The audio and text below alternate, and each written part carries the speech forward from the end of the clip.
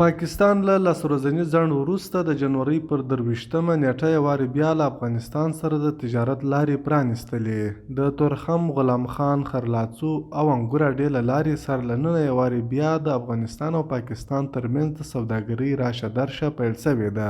په تورخم کې د پاکستان د ګمرک یو چارواکي د جنورۍ په 23مه د نوم نه خپرولو په شرط رسنیو ته وویل چې دا دروازه نن سهار 10 بجې پرانیستل شوې او تجارت روان شوی دی. د دوی په وینا د جنورۍ په 22مه په تورخم کې د پاکستانیو او په افغانستان کې د واکمنو طالبانو د حکومت چارواکو غونډه کړې او پر دې سلا شوي چې افغان موټر چلوونکو ته دې د مارچ تر 31مې وخت ورکړل شي چې هغوی خپل د سفر اسناد جوړ کړي.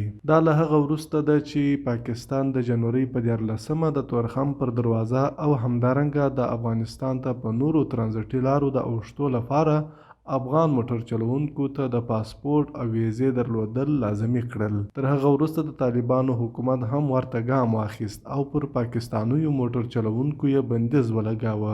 له هغې راهیسې په تېرو 10 ورځو کې پر تورخم او نورو لارو له پاکستان سره هر ډول تجارت ولاړ و. د پاکستان حکومت تر دې وړاندې د 2023 زیږدیز کال په نومبر کې ویلي و چې ویزې او پاسپورت نه لرونکي موټر چلوونکو ته اجازه نشته چې پر تورخم مال وړونکي ګاډي پاکستان ته واړوي.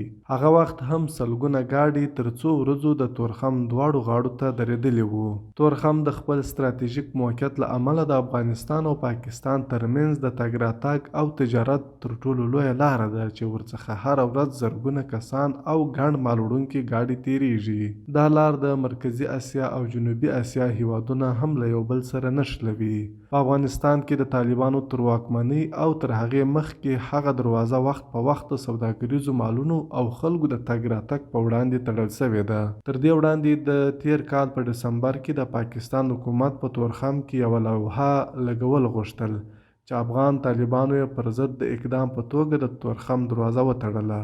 دا راز د سپټمبر په 6مه هم د تورخم دروازه تر څه باندې یوه اونۍ وروسته له هغې تړل شوې وه چې افغان طالبانو د پاکستان امنیتي ځواکونو هلته له یوې پوستې جوړولو څخه منع کړل. هغه مهال دواړو غاړو یو پر بل ډزې کړې وې چې مرګ ژوبله یې هم اړولې وه.